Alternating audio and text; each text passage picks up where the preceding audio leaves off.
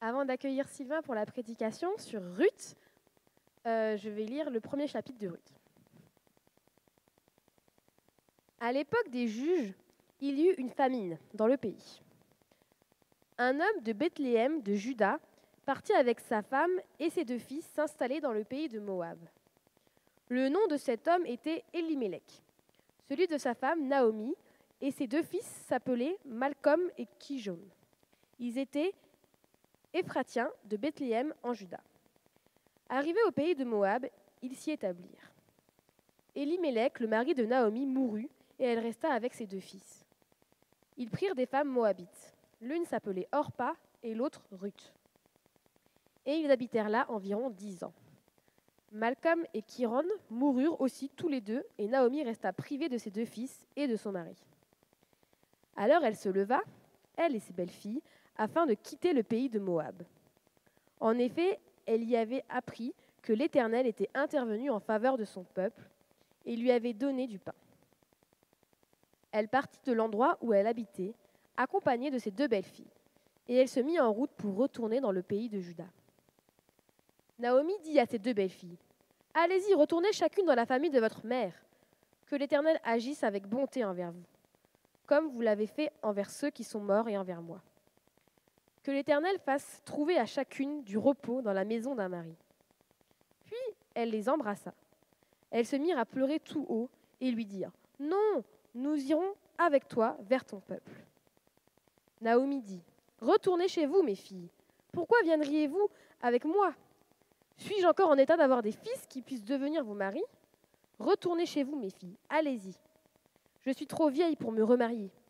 Et même si je disais, j'ai de l'espérance, même si cette nuit j'étais avec un homme et que je mette au monde des fils, attendriez-vous pour cela qu'ils aient grandi? Refuseriez-vous pour cela de vous marier? Non, mes filles, car à cause de vous, je suis dans une grande amertume, parce que l'Éternel est intervenu contre moi. » Elles se remirent à pleurer tout haut. Orpa embrassa sa belle-mère, mais Ruth lui resta attachée. Naomi dit à Ruth, « Tu vois, ta belle-sœur est retournée vers son peuple et vers ses dieux. Retourne chez toi comme elle. » Ruth répondit, « Ne me pousse pas à te laisser à repartir loin de toi. Où tu iras, j'irai. Où tu habiteras, j'habiterai.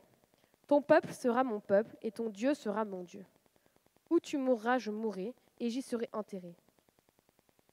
Que l'Éternel me traite avec la plus grande sévérité si autre chose que la mort me sépare de toi. » La voyant décidée à l'accompagner, Naomi cessa d'insister auprès d'elle. Elles firent ensemble le voyage jusqu'à leur arrivée à Bethléem. Lorsqu'elles entrèrent dans Bethléem, toute la ville fut dans l'agitation à cause d'elles. Les femmes disaient, « Est-ce bien Naomi ?»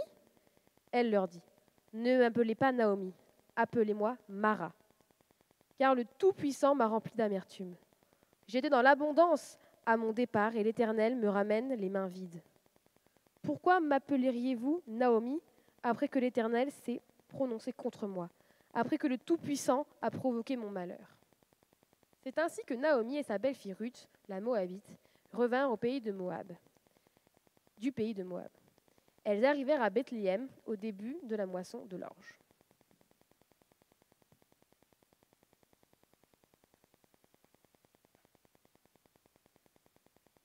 Merci, Raph. Bonsoir à ceux que je n'aurais pas salués. Donc, je suis Sylvain, membre et puis aussi ancien de cette jeune église. Bienvenue à vous qui êtes là pour la première fois, en effet. Donc là, on commence une série de 3 épisodes tirés du récit historique de Ruth.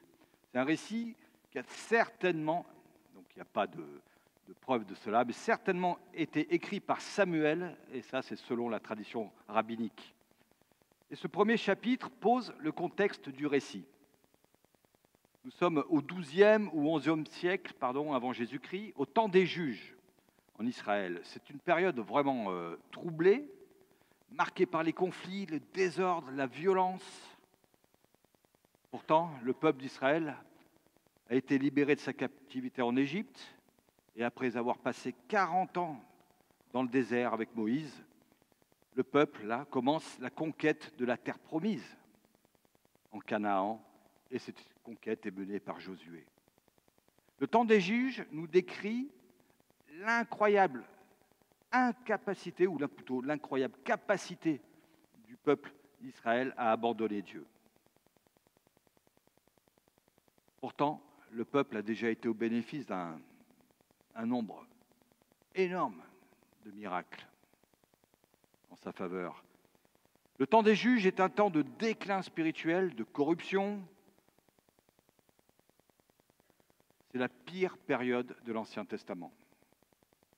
Et là, le récit de Ruth intervient là au milieu comme une oasis dans ce contexte désastreux. Bien sûr, à la lecture de ce premier chapitre, vous dites que ce n'est pas une si belle oasis que ça. Mais on verra ça dans l'ensemble du livre. Alors nous sommes au temps des juges et il y a une famine dans le pays. La famine, dans la parole de Dieu, c'est souvent un jugement de Dieu, en tout cas dans l'Ancien Testament. Mais cette fois-ci, ça n'est pas dit.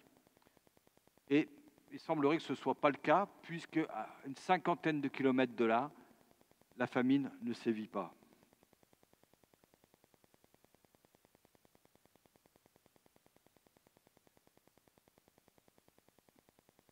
Je me trompe, je prends le truc dans le bon sens, c'est bon.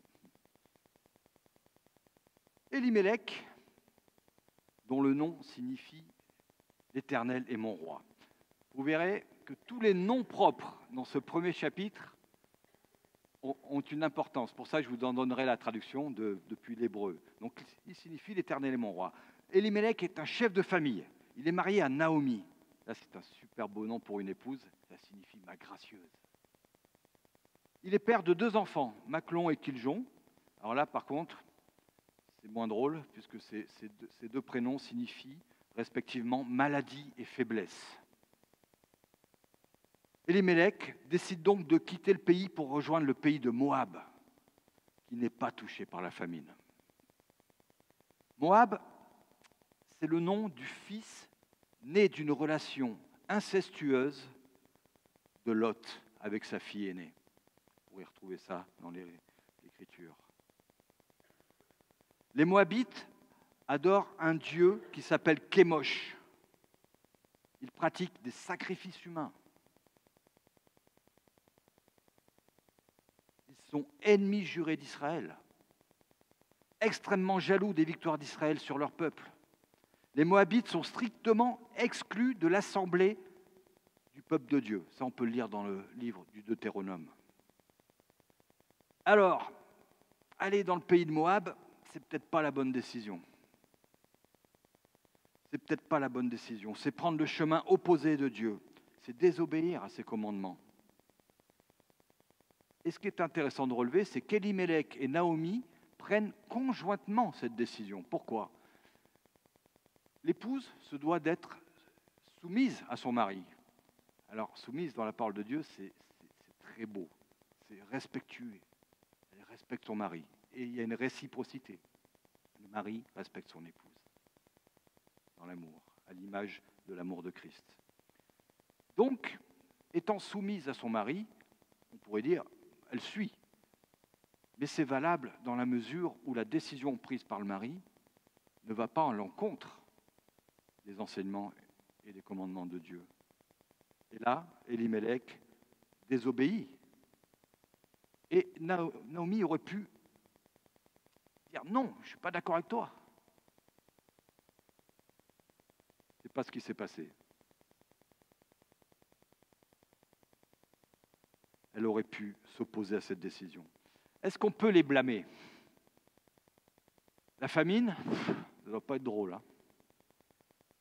2 enfants, d'après leur prénom, certainement fragiles, sujets aux maladies. Qu'aurions-nous fait ? À 50 km de là, la famine ne sévit pas.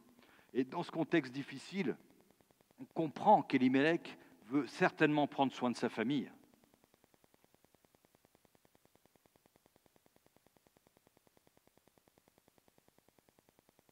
Quelles sont les conséquences de leur éloignement ? Ils s'installent donc dans le pays de Moab. Le séjour est plus long que prévu. Au départ, c'était bon, on va là-bas le temps que la famine cesse.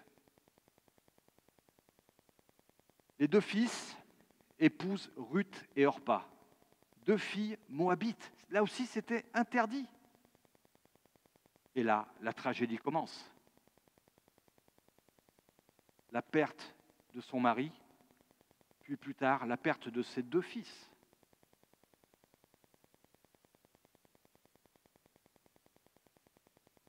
En décembre 1994, 5 heures du mat, le téléphone sonne chez moi. Ma belle-sœur, en pleurs. Elle me dit, ton frère est mort. Il a laissé une épouse, deux enfants en bas âge. Waouh! 5 heures du mat, imaginez. Mes parents étaient en déplacement à la maison de la Bible de Tarbes, à l'opposé de la France, dans les Pyrénées. Je m'habille, je prends la voiture. Je fais les 150 bornes. Je ne vous dis pas dans quel état. C'était dur. Super dur. Mais c'est encore plus dur pour une épouse. Encore plus dur pour une maman.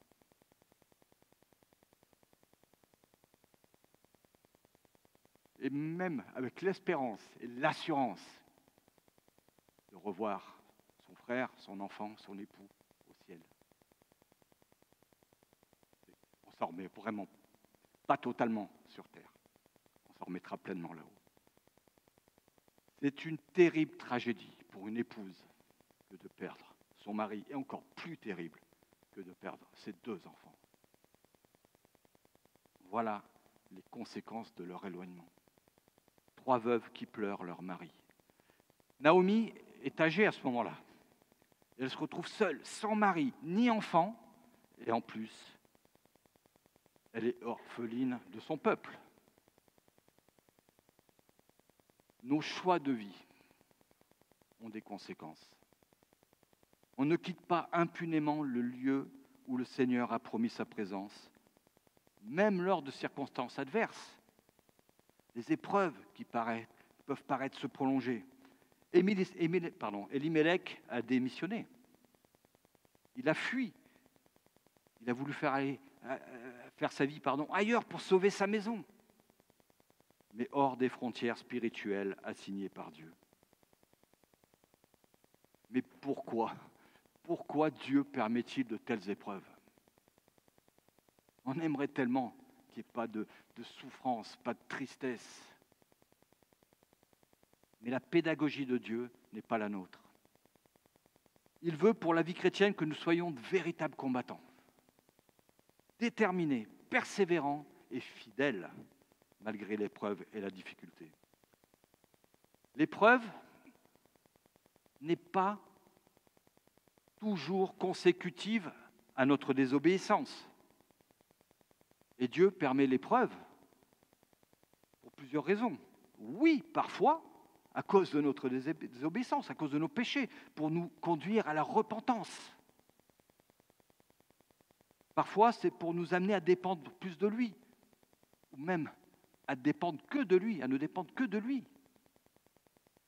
Parfois, c'est pour éprouver la foi de ceux qui demeurent en Dieu. Et comment réagit-on à l'épreuve? La fuite. Mais les conséquences sont là dans notre texte avec Elimelech et Naomi. La passivité. Alors là, je me laisse envahir par l'épreuve. Et la tristesse et la déprime ne font que grandir pour finalement prendre toute la place dans ma vie. Ou alors, je me laisse façonner par Dieu qui œuvre. Je me laisse sanctifier. Dieu veut nous faire grandir en lui. Elimelech et Naomi font partie du peuple de Dieu. Ils connaissent la Torah. Ils sont au bénéfice de la promesse de l'alliance de Dieu avec son peuple. Et pourtant, ils décident de fuir le problème. Plutôt que de s'appuyer sur les promesses de Dieu, ils préfèrent fuir à Moab au lieu de combattre et de persévérer faisant confiance à Dieu.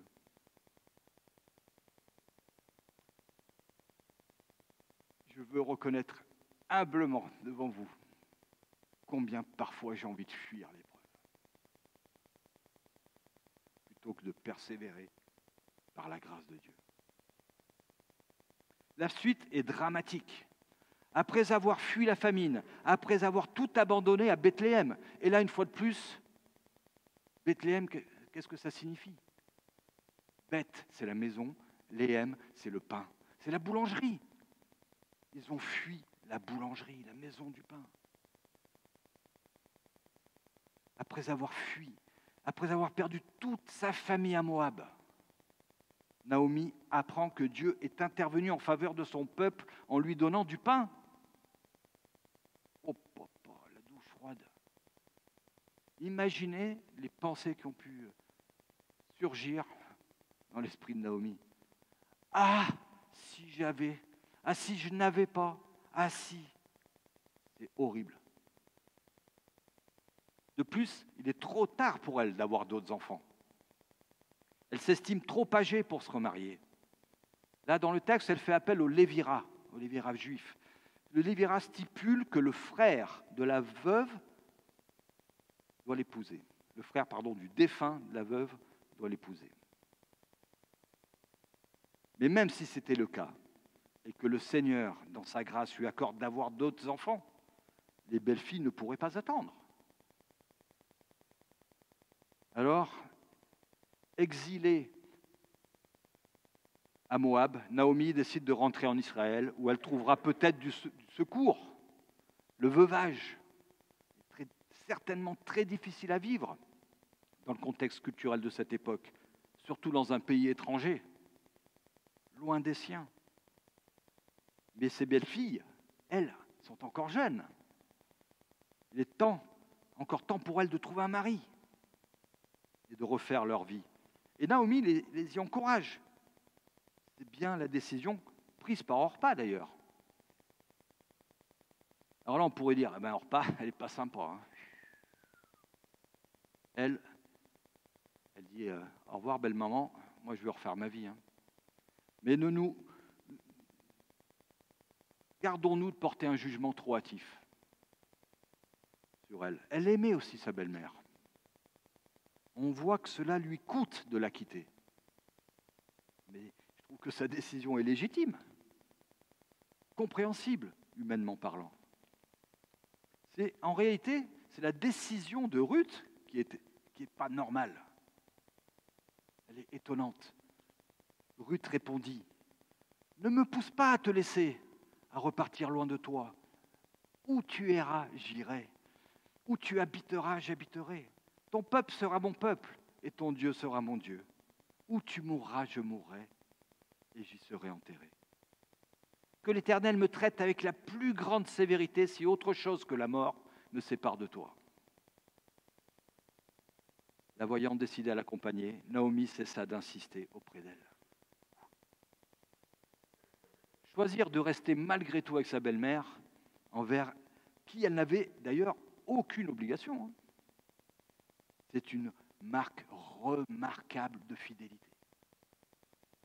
Ruth, dont le nom signifie amitié, avait sans doute compris la situation précaire de sa belle-mère et compris qu'elle pouvait lui venir en aide en l'accompagnant. Et d'ailleurs, la suite lui donne raison. La fidélité de Ruth est sans doute bien plus qu'un simple attachement à sa belle-mère. Quitter son pays natal, sa famille. Et ton Dieu sera mon Dieu, dit-elle. Il y a dans sa démarche une dimension de foi. Elle choisit Naomi, mais elle choisit également le Dieu de Naomi et de son mari. Malgré son péché, la foi de Naomi a touché Ruth. À son attachement à sa belle-mère s'ajoute une adhésion de cœur à Dieu. Malgré le péché de Naomi, la foi a touché Ruth. Ça, c'est un encouragement pour nous. Hein. Malgré nos péchés, Dieu nous utilise pour toucher d'autres. La grâce de Dieu est à l'œuvre malgré le péché de Naomi. Dieu a fait cesser la famine. Dieu a préparé le retour de Naomi au pays. Dieu a convaincu Ruth de suivre Naomi. De plus, n'oublions pas que les Moabites n'ont pas de place dans le peuple de Dieu. C'est un décret. Mais la foi de Ruth renverse toutes les règles. La grâce de Dieu renverse cette règle. Et par la suite, nous verrons que Ruth la Moabite, la païenne, intégrera la généalogie de David, et donc de Jésus. Dans la tradition juive, Ruth est considérée comme un modèle des femmes prosélytes, non juives, qui épousent la foi juive. Alors Naomi et Ruth marchent toutes les deux et arrivent à Bethléem. L'accueil qu'elles reçoivent montre que Naomi était très connue. Il devait avoir une belle position, Elimelech et Naomi. Parce qu'on nous dit de toute la ville. Un accueil connu de toute la ville. Et quelle est la réponse de Naomi? Appelez-moi Mara. Amertume. Pardon. Cela prouve qu'elle est en révolte complète contre Dieu. Partie dans l'abondance, elle revient les mains vides. Elle accuse Dieu plutôt que de se repentir. Elle est submergée par la déprime, voyant tout en noir. Son amertume l'aveugle. Elle ne voit pas la grâce de Dieu. Elle est amère, alors que la famine n'est plus. Alors que Ruth lui démontre un amour inconditionnel, une bonté exemplaire. Malgré son amertume, la grâce de Dieu se manifeste. Dieu reste fidèle et souverain, même au temps de notre révolte contre lui. Quel que soit notre passé, quels que soient nos péchés, nous avons un Dieu qui fait grâce. Ne vivons pas dans l'amertume à cause de notre péché. Ne vivons pas en essayant d'occulter, de cacher notre péché à nous-mêmes. Ne nous lassons pas de goûter à la grâce de Dieu.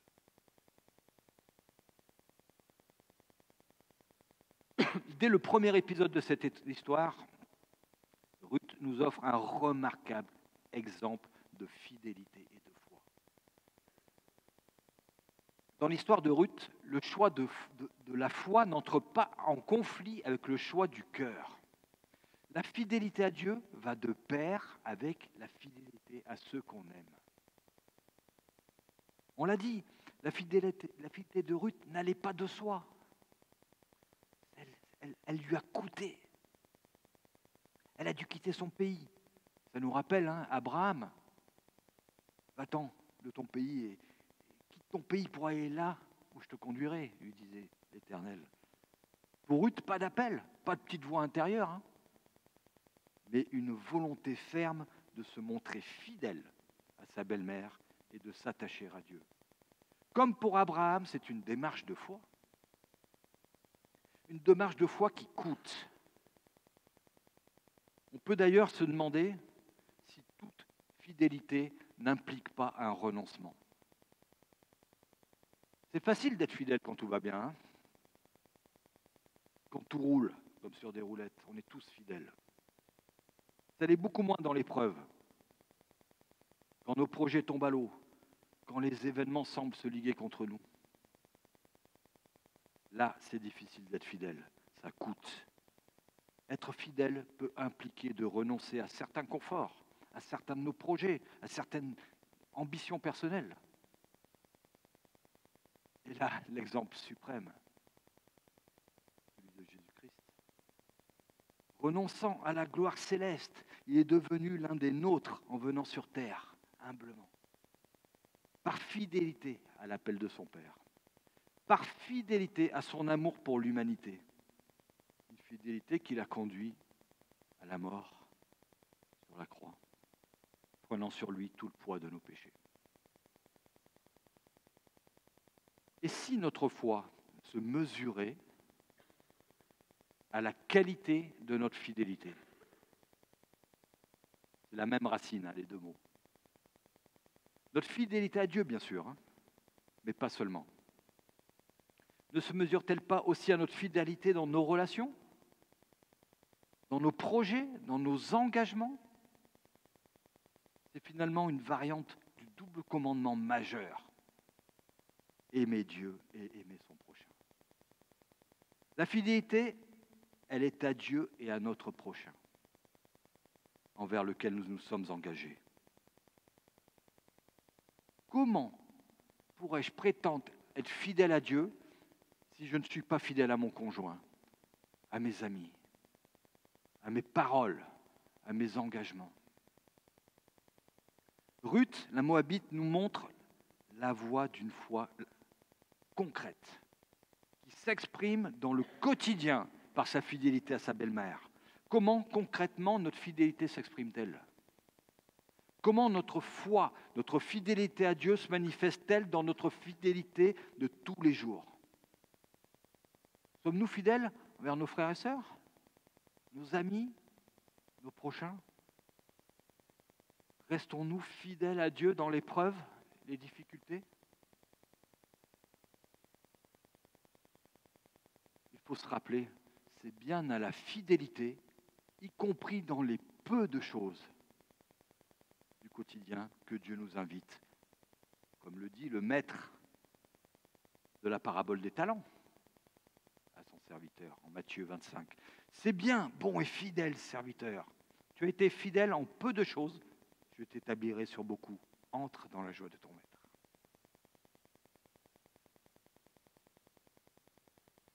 Alors, comme avant-goût à la suite de ce récit historique, pour vous donner envie de revenir écouter les prochaines prédications. Notre chapitre se termine ainsi. Naomi et Ruth arrivèrent à Bethléem au début de la moisson de l'orge. C'est à l'époque de la moisson des orges que les deux femmes arrivent à Bethléem, c'est-à-dire au moment même où la bénédiction est dispensée, à portée de main. Et c'est d'ailleurs que le commencement de cette moisson. Et Dieu aura de plus grandes bénédictions encore pour elle. Un commentateur disait justement cette petite phrase: un retour à Dieu est toujours le commencement d'une moisson. Amen. Prions.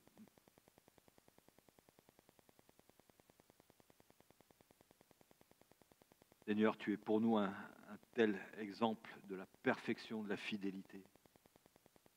En pleine obéissance au Père, tu es venu pour mourir sur la croix à cause de mes péchés, à cause de mes fautes. Merci pour cette fidélité inconditionnelle, pour ton amour incommensurable pour nous. Merci pour cette grâce que tu as manifestée. On veut te prier de nous secourir, pour nous donner de rester fidèles, quelles que soient les circonstances. De rester fidèles, mais aussi que tu nous aides à rester fidèles dans nos engagements, fidèles dans nos relations. On te remercie pour cet exemple de Ruth que tu places sous nos yeux. Merci pour ta parole merveilleuse.